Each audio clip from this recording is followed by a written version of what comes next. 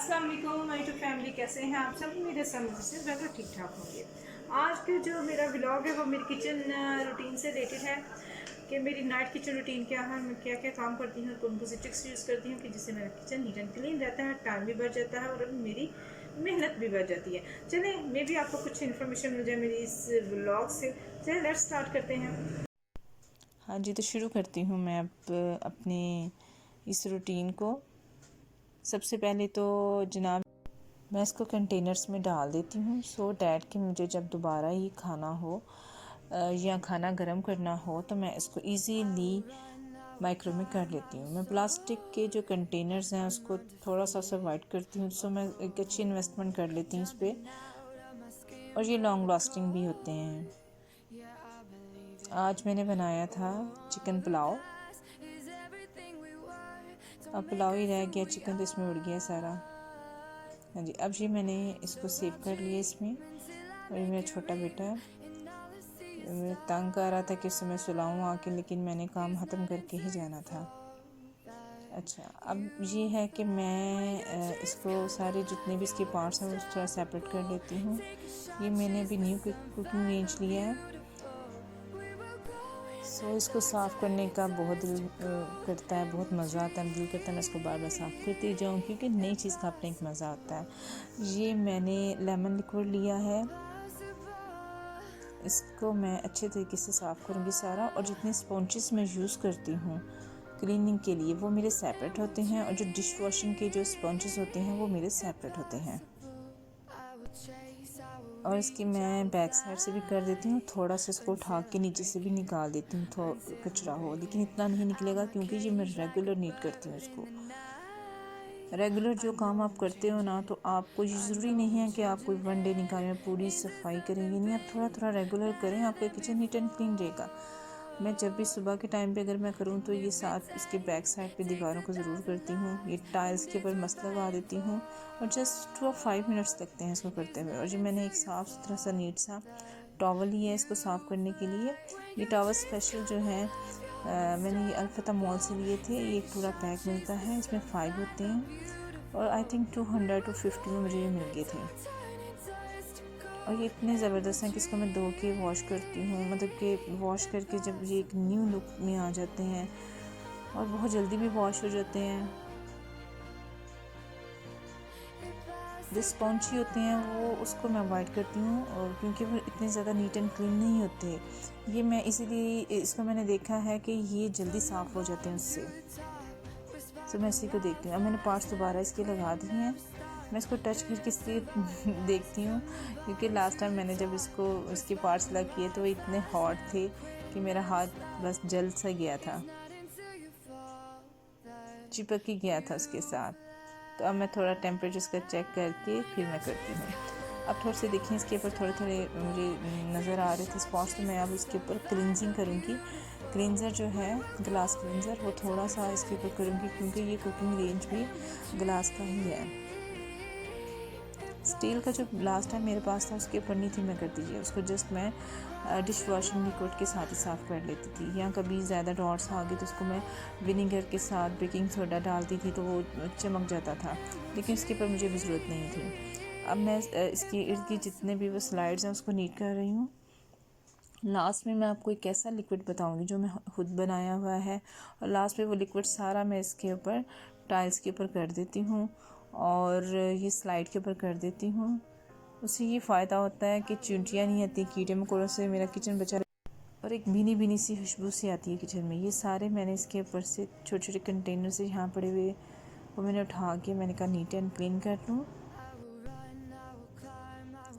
हाँ जी, ये देखिए कितना प्यारा बिल्कुल चमक सा गया, कितनी शाइनिंग सी आ गई इसमें। तो अगर थोड़ी सी मेहनत करें तो उसका सिला तो ज़रूर मिलता है। अब ये माइक्रो की तरफ है, चूँकि बच्चों वाला घर है, सो मेरे बच्चे आते हैं कभी मैक्रो तो वो टच कर करके ये उसका ये हाल हो जाता है। तो मैं रात को ज़रूर इसको इसी ग्लास क्लींजर के साथ इसको नीट कर लेती हूँ सारा।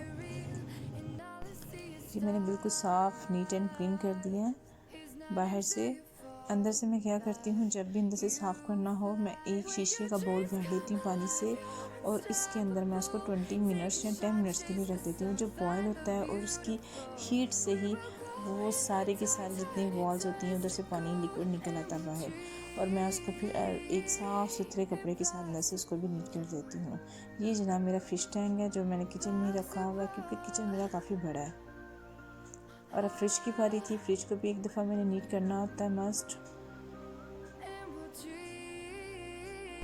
इसको भी थोड़ा सा ग्लास क्लींजर के साथ मैंने इसको कर लिया था और ये साफ़ सुथरी होगी। अब ये देखें, ये पार्ट, ये मेरे भी किचन का एक पार्ट नीट हुआ है, अभी एक साइड रहती है।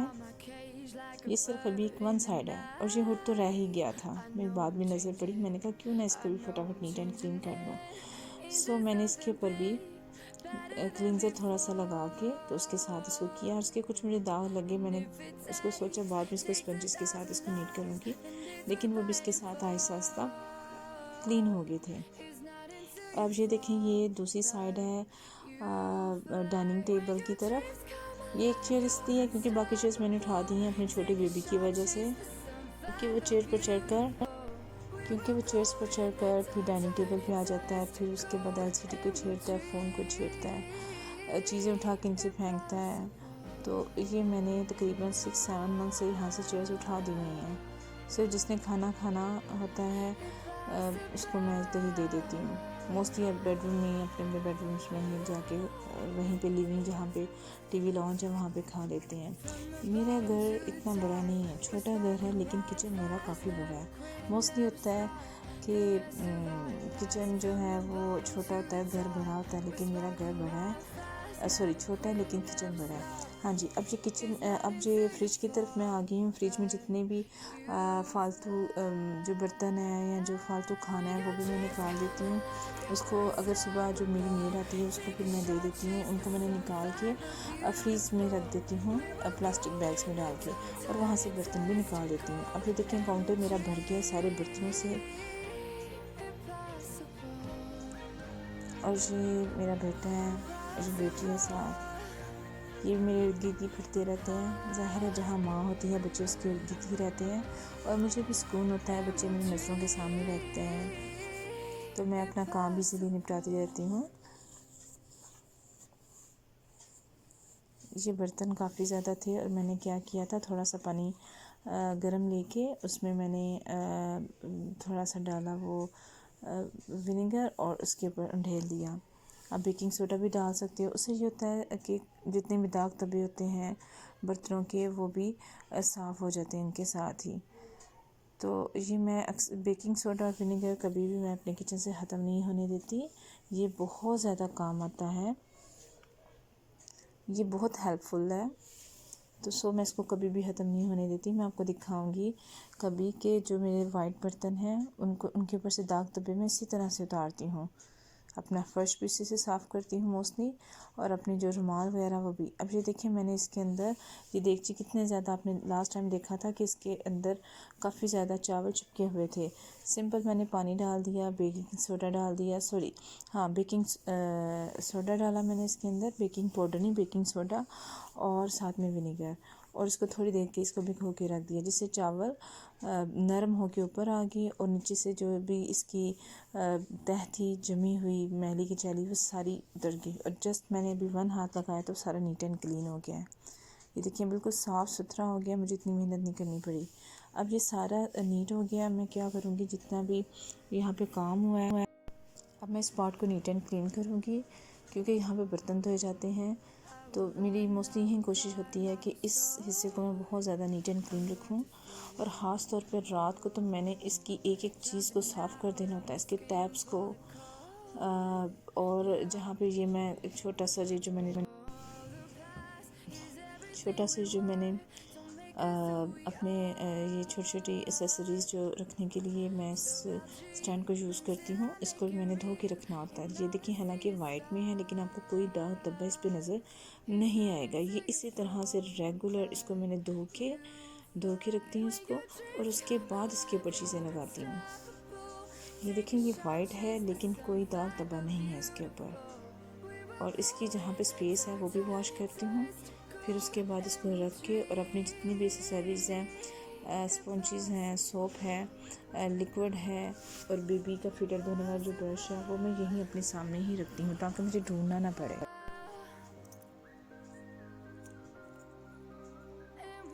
और ये टैप भी इस तरह से है कि इजीली मूव हो जाता है। ये मैंने बहुत अरसा पहले लगवाया था, लेकिन काफ़ी ये मेरे लिए ड्यूरेबल रहा है। और ये स्पंजेस कोशिश करें रात को सोने से पहले जो स्पंजेस हैं वो आप ऑल आउट उसके अंदर जितना लिक्विड है वो निकाल दिया करें। पानी निकाल के इसको बिल्कुल खुश करके रखा करें, क्योंकि वो फिर स्मेल छोड़ जाएगा। अगर आपने इसको ऐसे ही भर के रखा तो वो स्मेल छोड़ जाता है। अब मैंने लिक्विड भी रख दिया है, और ये स्टील बोल है, इसको भी मैंने धो के रखना होता है।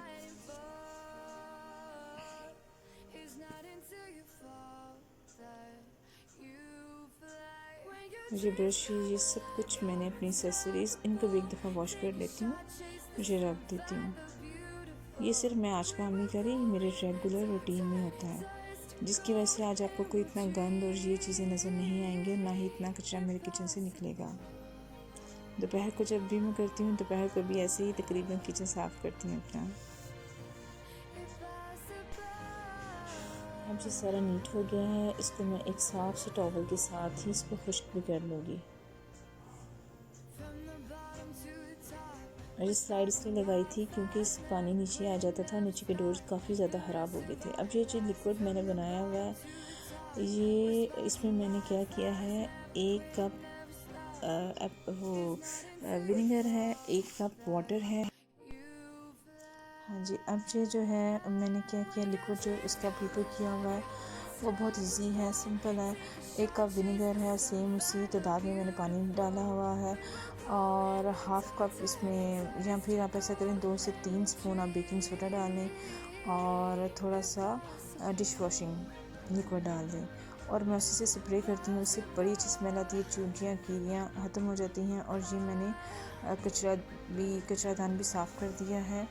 और अब सारे का सारा ये मैं इसके ऊपर कपड़ा लगा दूँगी फ़र्श पे। झाड़ू मैंने ऑलरेडी लगा दिया था, क्योंकि वो बैठ के लगाना होता है, तो मैं इसकी वीडियो थोड़ा सा मैं नहीं थी बना रही, तो अब मैंने इसको क्या किया, इसके भी मैंने जो टॉवल है वो भी मैंने इसी तरह से विनेगर थोड़ा सा डाल के ना तो उसके साथ धोया है।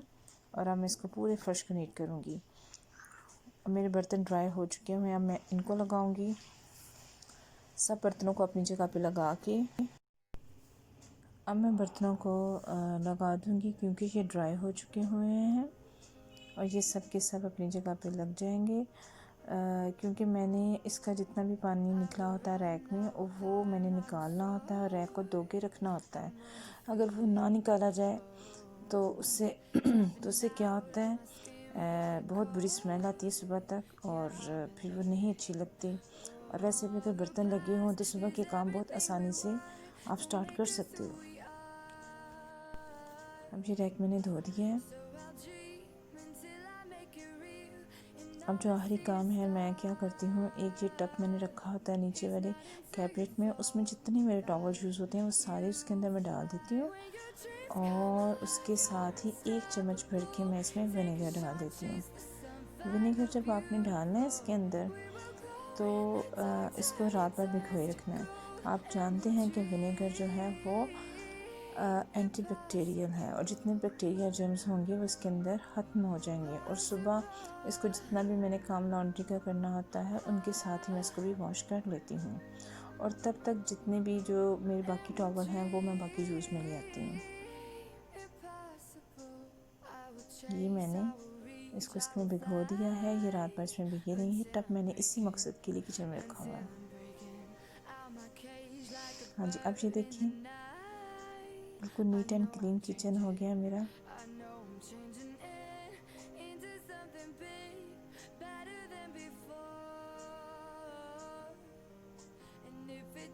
सुबह जब मैं किचन में एंटर होती हूँ तो मुझे किचन नीट एंड क्लीन, साफ़ सुथरा, हर चीज़ अपनी जगह पर नज़र आती है, और सुबह का काम बहुत आसानी के साथ मैं डन कर लेती हूँ। और वैसे भी सफाई तो निस्फ़ ईमान है।